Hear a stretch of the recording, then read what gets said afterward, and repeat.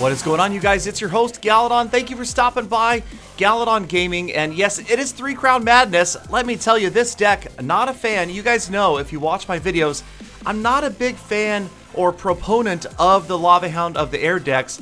But when the double elixir challenge came along, I figured I would give it a try. And now maybe this deck would work without double elixir for the entire battle. Maybe only in that last minute will you be able to push this hard, but these battles are from the double elixir challenge, but they're crazy. Now you can see my opponent. This has basically become a right lane rush. He is on the left hand side, Golem and Sparky, and I realize, of course, the Sparky is just going to annihilate my tower, so I've got to do something over there or I will lose the race to just try to take down the King's Tower first. So I drop in the Mega Minion, and that is more than enough to wipe out Sparky, and Sparky's not going to get a shot on the King's Tower. Now, it doesn't look good right now. He's way ahead. I finally get through his tower and tie it up 1-1, and now it's a race to the 3 Crown win. Now, he is defending a little bit. You see he put the Witch in there on the right-hand side, but the Inferno Dragon almost locks on. He gets the Skeleton Army in there just in the nick of time. And that could have been it, with that miner distracting the towers, the Inferno Dragon locking on. It doesn't happen. Back to the drawing board, and as you can see, we both start out with our tanks, and we're both going for 3. Nobody's being conservative here. We're going all the way. Now, of course, it probably would have been wiser for me to push left-hand side because his tower's already badly damaged. I drop the Inferno. Yes, I am going to defend once again because I realize that he has a much more powerful 3 Crown push than I do with the Sparky. Now, my Lava Hound goes left and is after the other tower, but check out that combination. The Lava Hound and the minions get a lot of damage done. We did get damage on the King's Tower. I didn't want the Lava Hound to go that way. It's going to work out okay. Fireball, curious fireball there, but again, pushing for the King's Tower. You can see I've got that left tower way down, but I don't care. This is 3 or nothing with this deck right now, and I'm just trying to push. Now, right here, we are in the last minute, so this would be the normal amount of elixir pouring out at this point in the battle. So everything you see from here on out is going to work under regular battle or tournament conditions. Here comes Sparky right after my King's Tower, and that could be devastating. So big defense there. The Inferno and Inferno Dragon and Mega Minion all doing a good job. And now they are, of course, going to go left. The Inferno Dragon kind of in the middle after the Skeleton Army one more time. Lava Hound this time going straight after the King's Tower. Final 20 seconds trying to get that 3 Crown in. And yes, the Inferno... No, what am I saying? The Lava Hound and the Miner lock onto the King's Tower. A fireball for good measure. It looks like it's going to happen. 6 seconds left.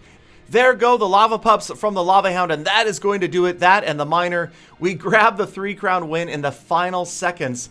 And it's crazy. It's so fast-paced, but when you think about it, you guys, it's not that much different than current battles. Obviously exactly the same in that final minute. So let's get into another battle. Same deck on my side. Obviously the opponent very different, going full spawner. Now this I saw was a pretty popular strategy during the double elixir challenge. Spawner decks like this, if you don't have a lightning, a fireball, something to control this, you are going to be completely overrun. This guy has 3 structures already. Luckily I do have the fireball. Kind of wish I had a lightning as well. A rocket would have done real well. This guy's got 4 different spawning structures coming at me, and it really seems like I would be up against it right here. From early on in this battle, I figured I was in trouble. Obviously, Inferno Dragon, about the last thing you want against a large group of spawned units coming from buildings, but they're going to do okay, eventually getting in there and using fireballs as often as I can. He drops a rocket to take out my Inferno Dragons because, yes, they were just about to lock onto that tower. I took out all of his buildings except for 1 furnace, and now he's got a bowler in there to support. He's got the zap spell, a log as well, and again, he starts to build up all of those structures. Now, the good thing about this is the Inferno Dragon is not going to get touched by the Barbarians, not by the Bowler. He does have to worry about the Spear Goblins and the Fire Spirits, though, and of course that rocket. So we've got the Inferno Dragon. He's going to fall, but the Lava Hound doing pretty well. Great value on that Fireball, striking 3 different spawning structures and the tower at the same time.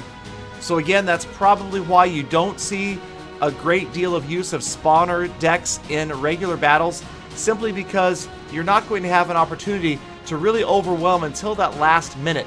So right here, guess who's getting overwhelmed? The lava pups and the minions, the fireball, the miner. There it goes, tower down and a minute left. And he has not even touched my towers, and here it comes. Total frustration. Zap, rocket, log, and well, I don't know. I'm guessing at this point that he's not just trying to 3-crown me. That is just sheer frustration because he probably realized we had 60 seconds left and he had not done a single hit point of damage to any of my 3 towers. Luckily, surprisingly actually, I was able to hold him off with just these air units. So a couple of rockets on my King's Tower, and I'm kind of thinking, okay, fine. You want to push for 3? We can both push for 3. I'm coming at your King's Tower, and sure enough, he wasted all of that elixir on those rockets. No chance to defend. Throw him the thumbs up, and another 3-crown win for this crazy air double elixir deck. Again, it seems like it would be pretty effective under single elixir conditions. You just have to play much more conservatively. And that's been the crazy thing. I feel like that playing too many double elixir matches could actually be bad for your gameplay, because playing slow is really the key to winning, and nobody plays slow in double elixir. It's all about dropping unit after unit after unit. Being conservative never pays off in double elixir matches, and that is somewhat true in the final 60 seconds of a battle, but you also can conserve elixir late in the battle and wait for that big counter push. Now check out the Inferno Dragons all over the place. I've got a couple, he had a couple up there, and the Infernos on each other. The log, not sure what it was doing there. Okay, got a princess out of the way, so it wasn't a complete waste. And again, different decks. Obviously, this having a lot of success, trying to squeeze in the Lava Hound when I can, but this time it's minions, the Mega Minion, the Inferno Dragon coming, and the Miner trying to distract that tower. Fireball just misses the princess, but guess who's there?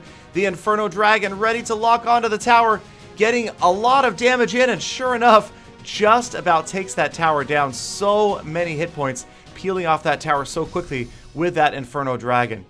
So we're just about down to the last 90 seconds. Again, another Lava Hound is in front. He's got a wizard, so kind of a hybrid deck for my opponent here. He's got the Baby Dragon and the Inferno Dragon, but no other air units.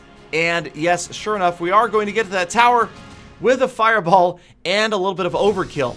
And so again, with the overkill like this, with units left over, I'm thinking, well, maybe we should push for the 3-crown once again. This was the third of 3 in a row, and the first 2 had been 3-crown wins, so I was just like, might as well go for it. It's all or nothing. Again, my tower's almost at full health. Now we're down to the final 60 seconds, so this would truly be double elixir in a regular match. Not sure why it still comes up with ×2 elixir. I guess it's just to let you know that's not ×4, which would have been complete mayhem. So I'm going to ignore the left tower. We know it's out of the way, but he's spent so much elixir on the offensive that we should be able to get through that tower in time. There it is. Despite the fact that he had 2 Inferno Dragons on my King's Tower, we grabbed the 3-crown first, and another win with this unstoppable 3-crown air deck. Alright, you guys, let me know if you use decks like this. Maybe this is what I need to get better at using Lava Hounds in regular battles. Thank you so much for your time, your support, your love. #GalaFam. Please do subscribe for daily Clash content, and I'll see you all back here again tomorrow for more full attacks.